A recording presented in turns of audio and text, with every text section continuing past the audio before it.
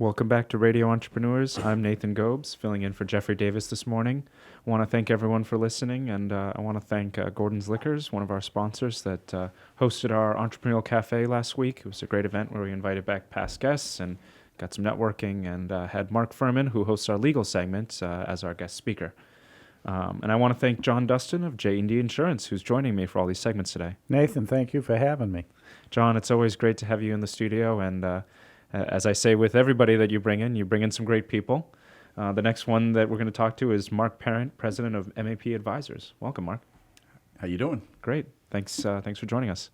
No problem. It's kind of great to get out here. I know it's kind of the end of the year and everything, and everyone's doing everything, but it's important to kind of get outside your comfort zone a little bit, and it's important to have conversations like this.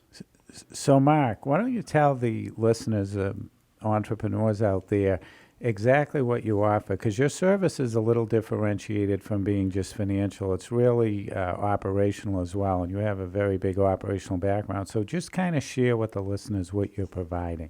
Yeah, it's kind of interesting. A lot of the entrepreneurs that I deal with, their first fallback is my CFO services, right? My ability to look at financial statements and get good information out of there. But that's just one piece of the business, right? You have all sorts of other pieces of the business, like your sales, your marketing, your production, all of these things that should be providing good information.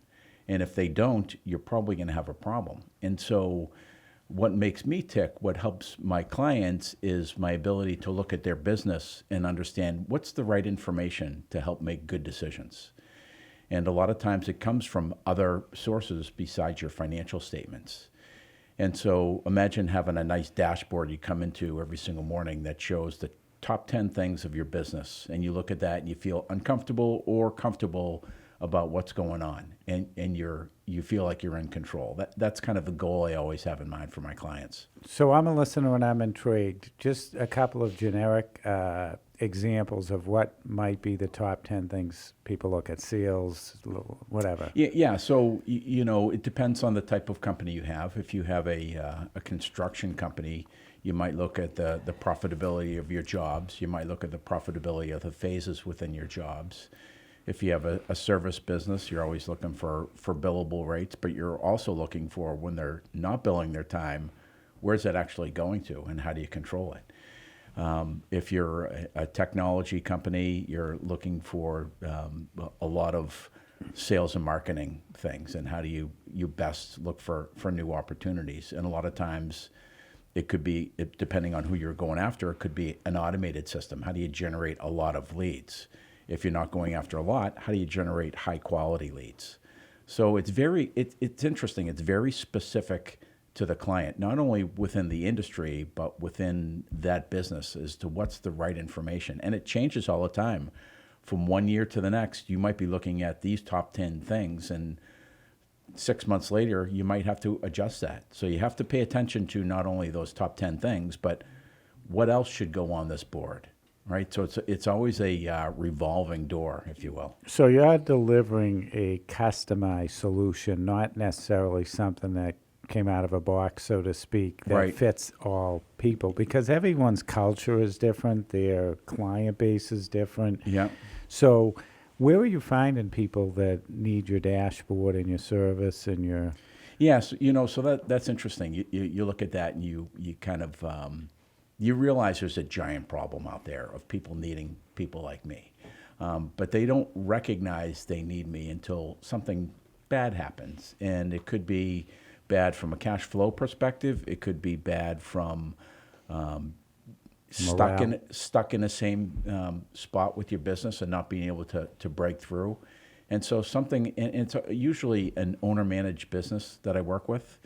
And usually it's that owner that has grown the business to a certain level, and now they're spending too much time on this back office stuff, and they're kind of not making headway, and they're getting frustrated, and they know they need to be doing other things.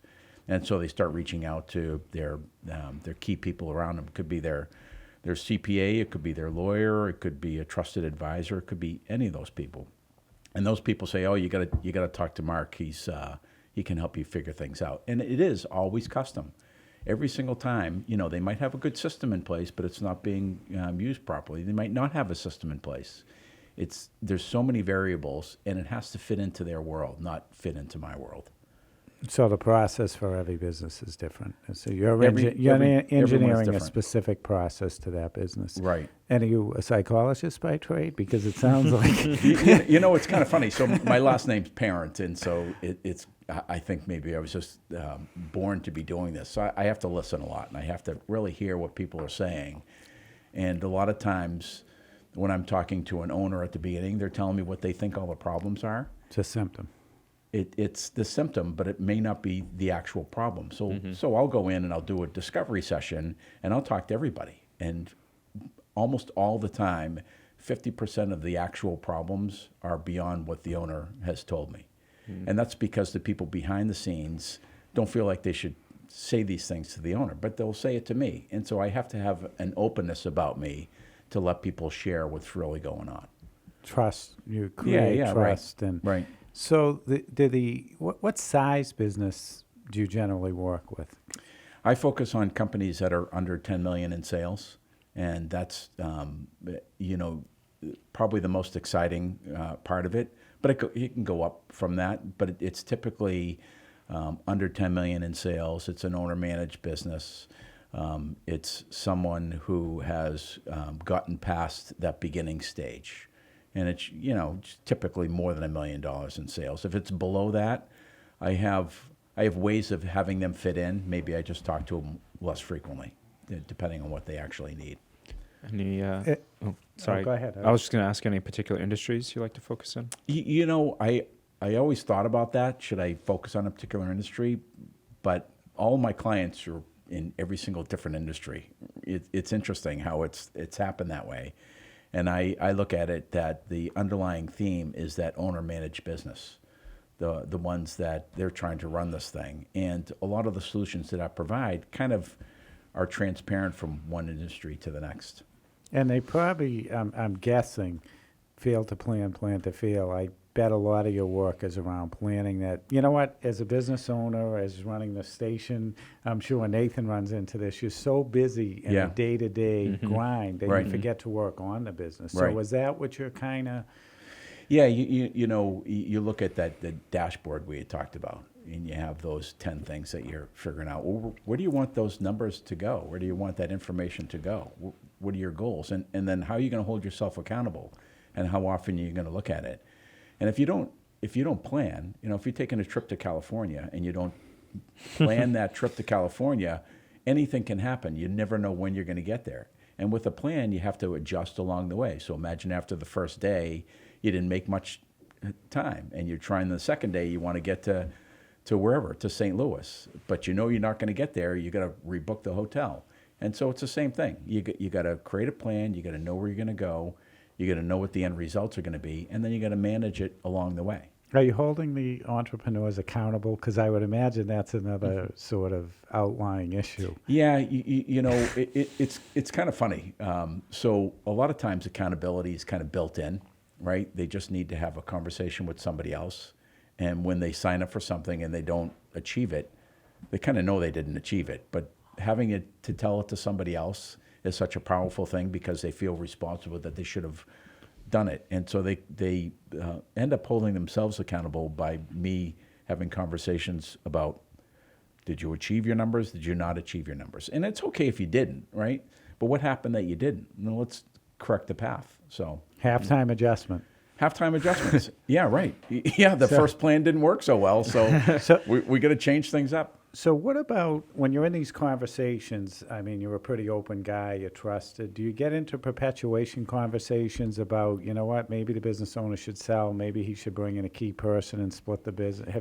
Do you get involved with that? Yeah, so all the time, and it's, I look at it as my goal is to make these folks successful. And it's got nothing to do with how much of me that they use. It's got to do with what's the right solution. And so I'm always listening, and I'm always trying to figure out, okay, who are the right people to put in front of these folks to make them successful? And a lot of times it's, for me, spending a lot of time building my network so I know who the right people are for my clients. And so I'm always introducing, I'm always looking to broaden their horizons. I'm always looking to put the right people in front of my clients so that they can become successful. Mark, it sounds like you have such a broad toolbox to offer the customers. If I'm an entrepreneur, how the heck would I get to you quickly? How would you get to me quickly? Well, you can call me up on my phone, 339-221-2474. You can go to my website, mapadvisors.biz. You can send me an email at mark.parent@mapadvisors.biz. Or you can reach out to you folks, and you folks can reach out to me. The MAP advisor name is just such a good name because you're setting a plan, you're guiding them through. So that was great Yeah. information. Yeah, Yeah, thanks for being yeah. on our show today. I want to remind everyone we've been speaking with Mark Parent, president of MAP Advisors, MAP Advisors. Thanks for being on the show. Thank you. And want to ask everyone to please follow us on LinkedIn, YouTube, Facebook. We're everywhere. Over 6,000 guests have been on the show, and LinkedIn especially is a great place to see them all, as well as radioentrepreneurs.com. We'll be back after these messages.